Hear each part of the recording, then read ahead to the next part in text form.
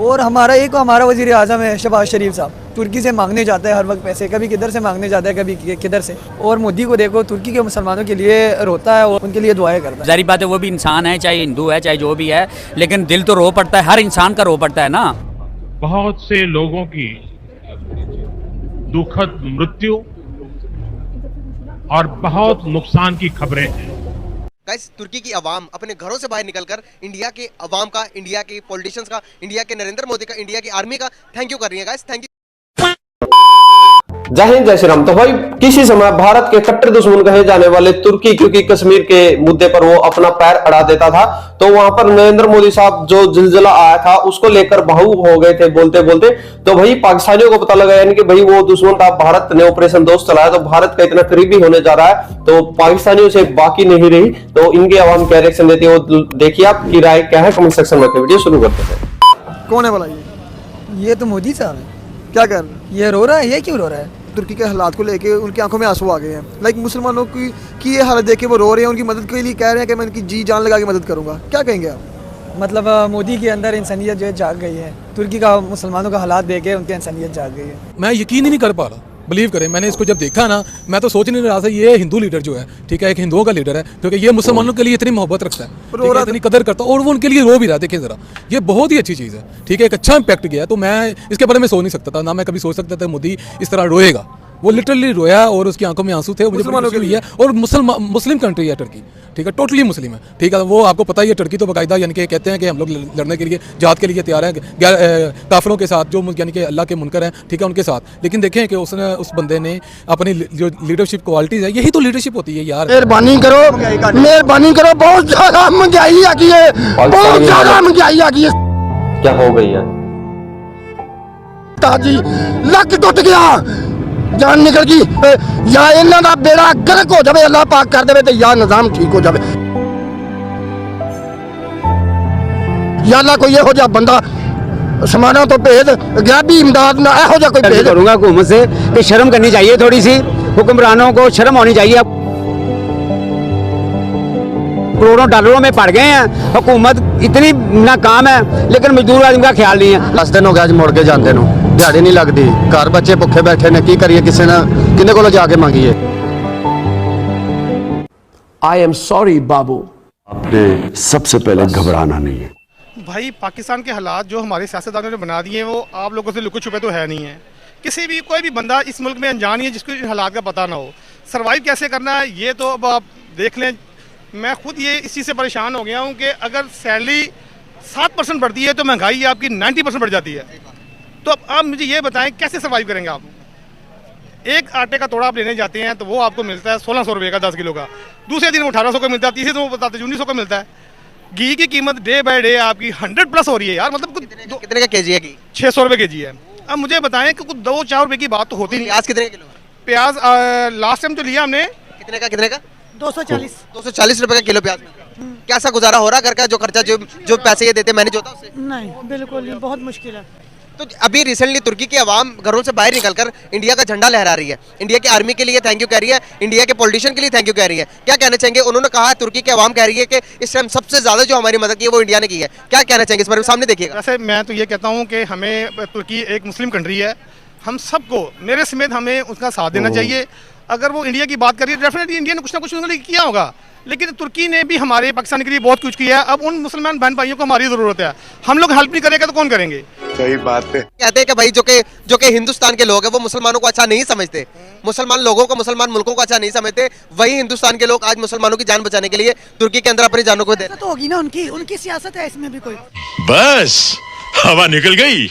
सियासत कैसी हो सकती है? मुसलमानों को खिलाफ कर रहे हैं ना, मुसलमान के कैसे खिलाफ? वो इसलिए कर रहे हैं, अगर ये पाकिस्तान नहीं पूछ रहा, वो पूछ रहा है तो वो अपनी इज्जत बढ़ाने के लिए। पाकिस्तान नहीं पूछ रहा तो वो तो अच्छा कर रहा है ना। हैशटैग हिजाब का सीन चल रहा था, जब एक बुरखे वाली लड़की को लेके इतना प्रोटेस्ट और उसके हकूक यानी कि मुसलमानों के हकाइक पे जब एक बात चल रही थी, एक्शन लिया जा रहा था, तब भी इंडिया कहाँ था? तब मोदी का रोना कहाँ था? एज अ फीमेल यार, वीमेन प्रोटेक्शन की तरफ अगर आप आते हैं, देखें कि यार तब एक औरत कह रही कि यार मैं बुर्का पहन के पढ़ने के लिए जाना चाहती हूँ, मैं अपने आप को सिक्योर समझती हूँ, तो अब इसके आंसू नहीं। लेकिन कब तक? इंटरनेशनल रिलेशंस तो हर किसी को स्ट्रॉन्ग करने की जरूरत है ना। ट्रेड फिर तभी हमारी आगे बढ़ेगी ना जब हमारे डिफरेंट कंट्रीज के साथ ताल्लुकात स्ट्रॉन्ग होंगे।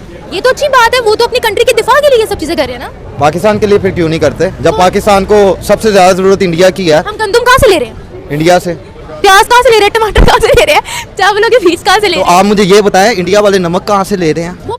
मैं नहीं बताऊंगा।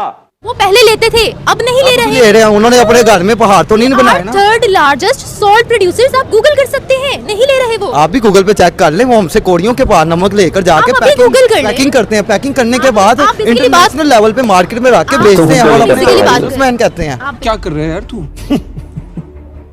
मजाक है क्या? ये पाकिस्तानी नहीं कर सकते, ये पाकिस्तानी को बस का रोग नहीं है, क्योंकि देखिए अब इंडिया वालों ने की, मोदी ने हेल्प की है ना, आपको सभी को पता है कि मोदी ने हेल्प की है, पाकिस्तानियों ने नहीं की।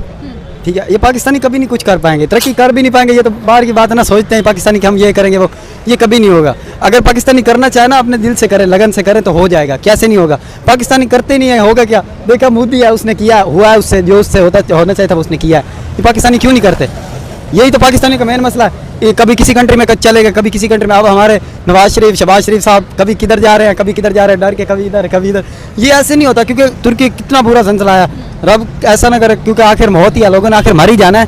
ये नहीं है कि ऐसा पाकिस्तानी क्यों नहीं सोचते अगले अवाम के बारे में, ये वो क्यों नहीं सोचते हैं? पहली बात तो ये मोदी का बहुत शुक्रिया अदा करना चाहेंगे, क्योंकि पाकिस्तानी करते नहीं, उनका कैसे करें ये सभी अवाम को पता है। मोदी का बहुत शुक्रिया अदा करना चाहेंगे। और पाकिस्तान बस पाकिस्तान छोड़ो बस, क्यों बस छोड़ो, मेरी बात ही नहीं कोई सुनता। खत्म, गया। बाय बाय, टाटा, गुड बाय, गया।